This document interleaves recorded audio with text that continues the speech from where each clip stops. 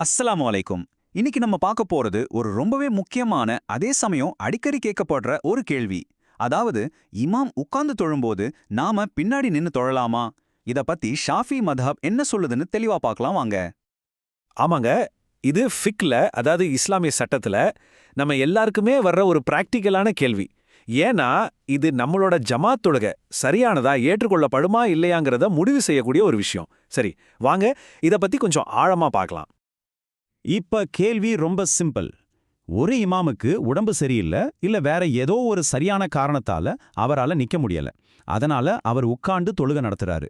அப்போ அவருக்கு பின்னாடி நாம நின்னு தொழுதா நம்ம தொழுக கூடுமா? இதுதான் நம்ம பல பேருக்கு இருக்கிற ஒரு பெரிய சந்தேகம். சரி, இதுக்கு நிறைய ஆதாரங்கள் விளக்கங்கள்லாம் பார்க்கறதுக்கு முன்னாடி முதல்ல ஷாஃபி மத்ஹப் இதுக்கு என்ன நேரடியான தெளிவான பதில சொல்லுதுன்னு பார்த்துருவோம். பதில் ஆம், கண்டிப்பா தொழுக கூடும். இதுல எந்த ஒரு சந்தேகமும் தேவையில்லை. இன்னும் சொல்ல போனா இமாம் உட்கார்ந்து தொழுதாலும் பின்னாடி தொழுற நாம நின்னு தொழுறதா மிக சிறந்தது அப்படின்னு மத்ஹப் சொல்லுது. ஆனா இதுல ஒரு ரொம்ப ரொம்ப முக்கியமான கண்டிஷன் இருக்கு. ஒருவேளை அந்த இமாம் ஷரியத்ல ஏத்துக்கக்கூடிய எந்த ஒரு சரியான காரணமும் இல்லாம சும்மா உட்கார்ந்து தொழுதாருனா அப்போ நிலைமையே முழுக்க முழுக்க மாறிடும். அந்த நேரத்துல நின்னு தொழுறவங்களுக்கு அவரு இமாமா இருக்கவே முடியாது. அப்போ இதுல முக்கியமான பாயிண்டே இதுதான். இமாம் ஏன் உட்கார்ந்தாருங்கிற அந்த காரணம் தான் மொத்த சட்டத்தையுமே முடிவு பண்ணுது. அது ஷரியத்துல ஏத்துக்கக்கூடிய ஒரு காரணமா இருக்கணும். இந்த வித்தியாசத்தை நம்ம சரியா புரிஞ்சுக்கிட்டா போதும்.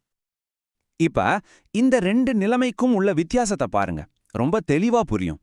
ஒரு பக்கம் இமாம் ஒரு சரியான காரணத்தோட உட்கார்ந்தா அவரோட தொழுகையும் சரி, பின்னாடி நிக்கிற நம்ம தொழுகையும் சரி, ரெண்டுமே கூடும். ஆனா இன்னொரு பக்கம் எந்த காரணமும் இல்லாம அவர் உட்கார்ந்தா நின்னு தொழுறவங்களுக்கு இமாமா இருக்கிற தகுதியையே அவர் இழந்துடுறாரு. இதுதான் இந்த முக்கியமான வித்தியாசம். சரி, இந்த சட்டத்துக்கு ஆதாரம் என்ன? இது எங்கிருந்து வருது? இது வேற எங்கிருந்தும் இல்ல, நேரா நம்ம நபி ஸல்லல்லாஹு அலைஹி வஸல்லம் அவங்களோட வழிகாட்டுதல் இருந்து தான் வருது. பாருங்க, இதுக்கு ரொம்ப வலுவான ஆதாரம் நபி ஸல்லல்லாஹு அலைஹி வஸல்லம் அவங்களோட வாழ்க்கையிலேயே இருக்கு. அவங்களுக்கு உடம்பு சரியில்லாத நேரத்துல அவங்க உட்கார்ந்து தொழுகை நடத்துனாங்க. அப்போ சஹாபாக்கள் எல்லாரும் அவங்களுக்கு பின்னாடி நின்னு தான் தொழுதாங்க. முக்கியமா கவனிக்க வேண்டியது, நீங்களும் உட்காருங்கன்னு நபி அவங்க சொல்லவே இல்லை. இதுதான் இந்த சட்டத்துக்கான அடிப்படை. சரி, இப்போ ஒரு சுவாரஸ்யமான விஷயத்துக்கு வருவோம்.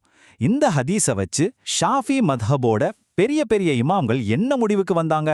அவங்க எல்லாரும் ஒரே மாதிரி தான் யோசிச்சாங்களா? ஆமாங்க, அவங்க எல்லாருமே ஒரே மாதிரியான தீர்ப்பைத்தான் கொடுத்திருக்காங்க. முதல்ல ஷாஃபி மத்ஹப்போட ஒரு தூண்னு சொல்லப்படுற இமாம் நவவி ரஹிமஹுல்லா அவங்களோட கருத்தை பார்ப்போம். அவங்க தன்னோட அல் மஜ்மூங்கிற புத்தகத்துல ரொம்ப தெளிவா சொல்றாங்க, ஒரு சரியான காரணத்துக்காக உட்கார்ந்திருக்கிற இமாமுக்கு பின்னாடி நின்னு தொழுறது கூடும். அவங்க இதோட நிறுத்தல. தன்னோட இன்னொரு பிரபலமான புத்தகமான ரவதத் தாலிபீன்லையும் இதே கருத்தை மறுபடியும் சொல்றாங்க. இதுல இருந்து என்ன தெரியுது? இதுதான் இந்த மதுஹபோட உறுதியான நிலைப்பாடுன்னு தெரியுது. சரி, அப்போ காரணம் இல்லாம உட்கார்ந்தா என்ன நிலைமை?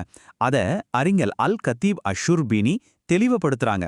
அவங்க என்ன சொல்றாங்கன்னா, அப்படி ஒரு காரணமும் இல்லாம உட்கார்ந்திருந்தா நின்னு தொல்றவங்க அவரை பின்தொடர முடியாது. ரொம்ப சிம்பிள். கடைசியா இப்னு ஹஜர் அல் ஹைத்தமி ரஹிமஹுல்லா அவங்களும் இந்த விஷயத்துக்கு ஒரு முத்தாய்ப்பு வைக்கிறாங்க. சந்தேகமே வேண்டாம், காரணம் சரியா இருந்தா தொழுகை கூடும். இதுல இருந்து பாத்தீங்கன்னா இந்த விஷயத்துல அறிஞர்கள்கிட்ட ஒருமித்த கருத்து இருக்கிறத நம்மளால பார்க்க முடியுது. இவ்வளவு ஆதாரங்கள், இமாம்களோட கருத்துக்கள் எல்லாம் பார்த்தாச்சு. சரி, இப்ப இது எல்லாத்தையும் எப்படி சுருக்கமா ஈஸியா ஞாபகம் வச்சுக்கிறது? அதுக்கான முக்கிய குறிப்புகளை இப்ப பார்க்கலாம். பாருங்க, ஷாஃபி மத்ஹபோட இந்த உறுதியான சட்டத்தை ஞாபகம் வச்சுக்க இதுதான் ரொம்ப சிம்பிளான வழி. 1, இமாம் ஒரு சரியான காரணத்தோட உட்கார்ந்தா நம்ம தொழுகை செல்லும். 2, அவர் எந்த காரணமும் இல்லாம உட்கார்ந்தா நின்னு தொழுறவங்களுக்கு அவரோட இமாமத் செல்லாது. அவ்வளவுதாங்க விஷயம். இந்த ஒரு பாயிண்ட நம்ம மனசுல வச்சுக்கிட்டாலே போதும். இந்த விளக்கத்தோட நிறைவுக்கு வந்துட்டோம். எல்லாம் வல்ல அல்லாஹ் நம்ம எல்லாரோட தொழுகைகளையும் ஏத்துக்கிட்டு நமக்கு சரியான தெளிவான அறிவை தந்தருள்வானாக. ஆமேன். வசலாம்.